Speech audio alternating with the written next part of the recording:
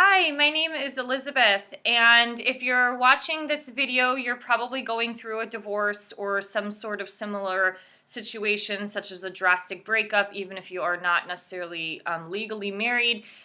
And I want to share some thoughts and wisdom of things that I've learned throughout my divorce situation that can hopefully help inspire you to move forward in your life through your path of health and healing.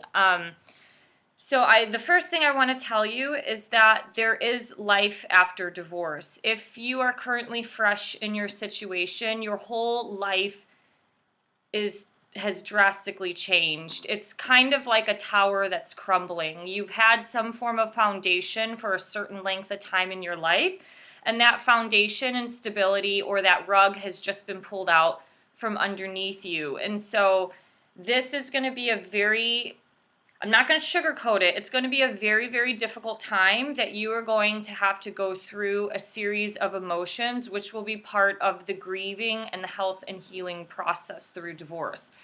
I'm being a bit inspired or led through my own forms of spirituality to help people go through divorce. My situation started in October of 2017 after I got back from a trip in Germany. My ex-husband 2 days later mentioned that he wanted to separate, possibly think about going forward with the marriage or going forward with a divorce. And obviously I'm making this video that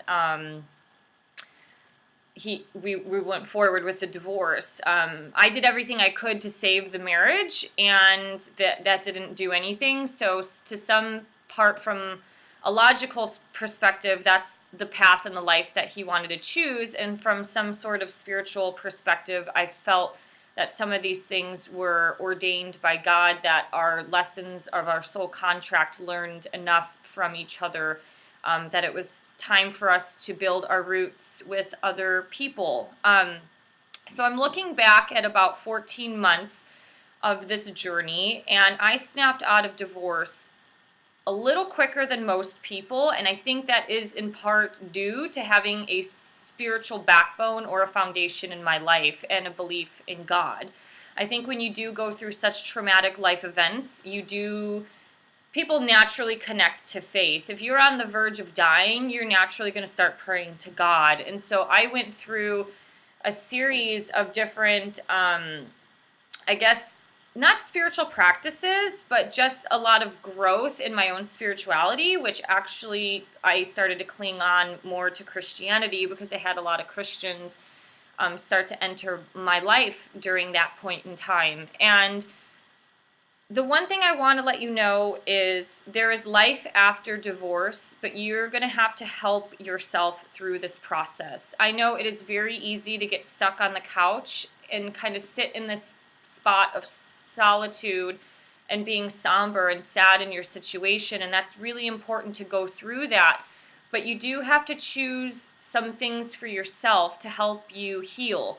I started going back to my counselor through this process, which is kind of funny because I actually, from an intuitive standpoint, I sat in my therapist's office in tears and I said, I really think I had to go through this situation in my life, not only in a point of some form of maturity on a spiritual level, and growth in terms of the physical plane of being mature and having a little bit more empathy and understanding of like men's feelings and stuff like that, but also to help others, because this is the path that I've chosen, which is helping people live a better and healthier life. And a lot of that is coming through choosing healthier relationships. And my goal and my hope is that people can start to choose.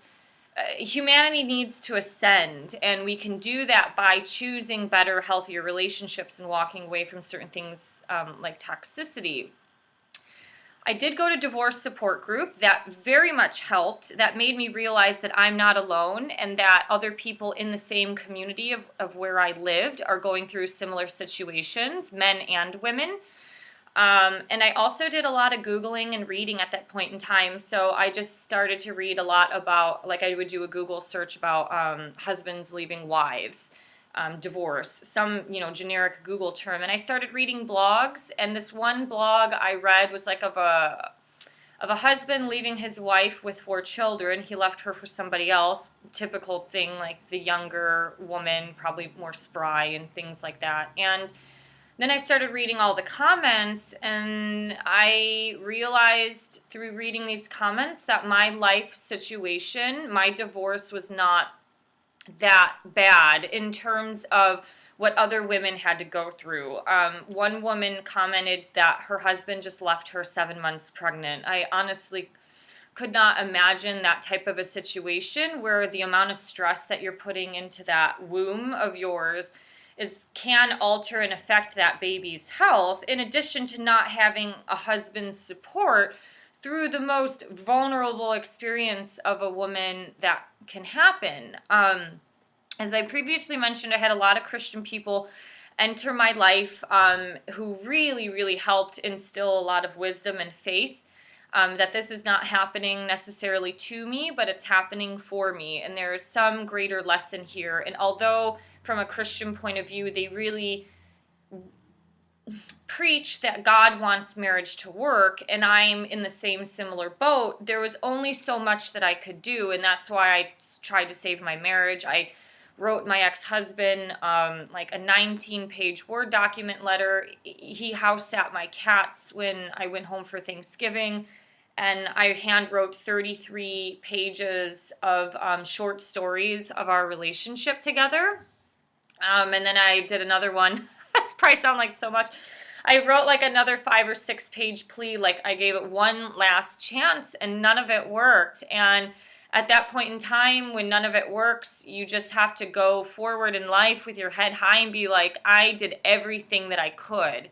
And when you are in that situation and the ball is still not in your side of the court, then you can exit and leave that situation with your head held high, because you put yourself out there to do everything that you possibly could.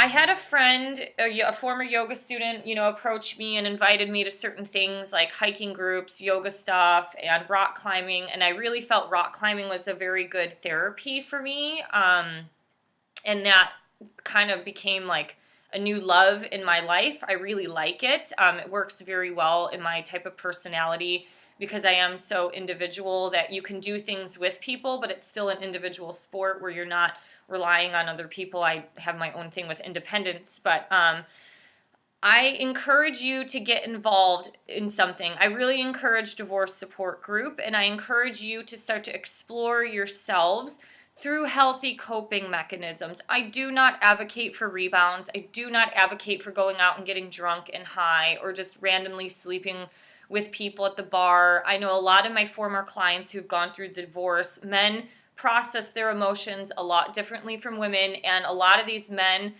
pardon my French, but they said we fucked our way through our problems. So they just went on like a rampant spree of having one night stands at a bar. I do not advocate for that, because I think it does a lot more damage than good, especially if you're a woman, because with women, all we're really craving is more of that love, the affection, the emotion, the softer side of love. It's not lust driven.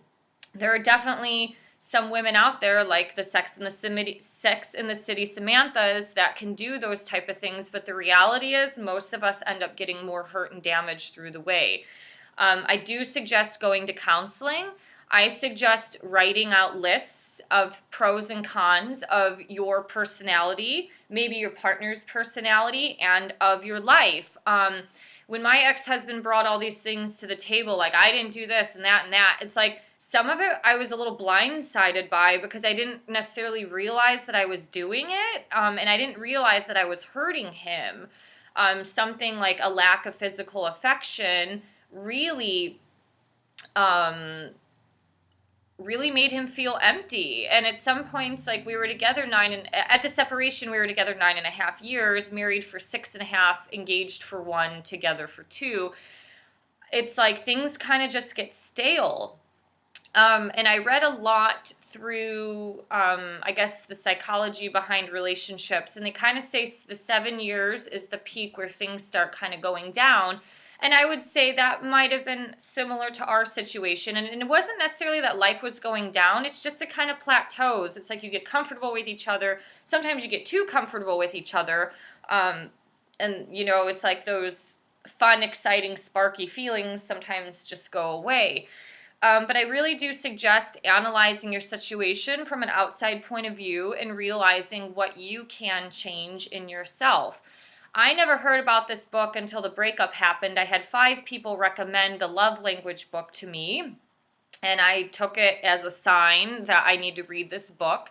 And that helped give me such a better perception on relationships and my ex-husband's point of view of why he felt empty. Even though we had a very loving, fulfilling relationship, we never hated being in a different room, we never hated being in the same room as each other. Like, we were always excited to see each other. We traveled the world. We lived in Germany. We had a pretty exciting work balanced life that I didn't think it was that unfulfilling and bad for him. So I guess what I'm trying to say is that now that I'm looking back after 14 months, like 2018 wasn't exactly the best year of my life. It probably was one of the hardest. And I think that through this growth and readjusting from a stable life with 2 people to going into a life on your own, you're going to be going through so many different scenarios of not only trying to find yourself and rediscover who you are and what you want in life, but also getting back on 2 feet and just rethinking about your future.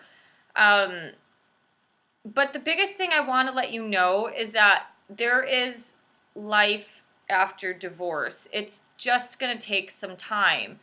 I think I felt pretty good 6 months in. I was ready to move on with certain things, but now that I'm about 14 months in, I would say that actually at about the year marker was the best, where it's like everything was kind of just washed and cleansed away. Now, if you are on my YouTube channel, you can look back at other videos that I did do.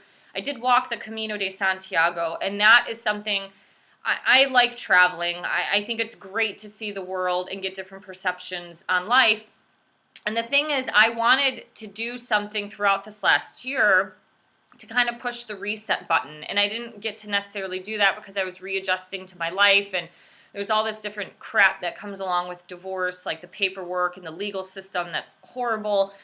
And plus, getting back on your feet financially as a female, it can be very difficult, especially if you were either underemployed or underwaged. If you've been a stay-at-home mom and haven't worked, like, there's so much you have to readjust to.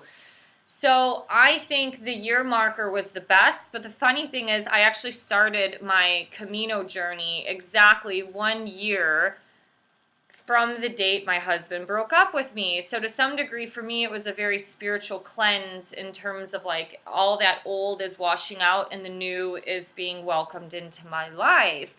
And some of those type of journeys are very cathartic.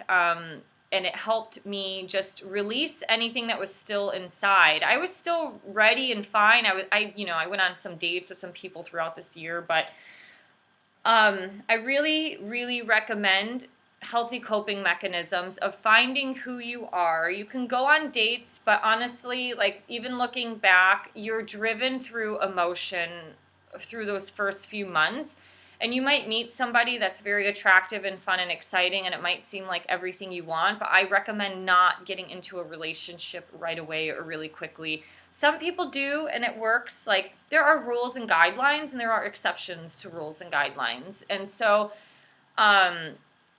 I just really think that you should move forward very cautiously, but also not slowly like a turtle or a snail, but just more mindfully, and not trying to fulfill yourself because you're trying to fulfill a void or some form of emptiness that's in your life. So these are just some thoughts that I had. I'm so sorry if you are going through a divorce. I understand the pain.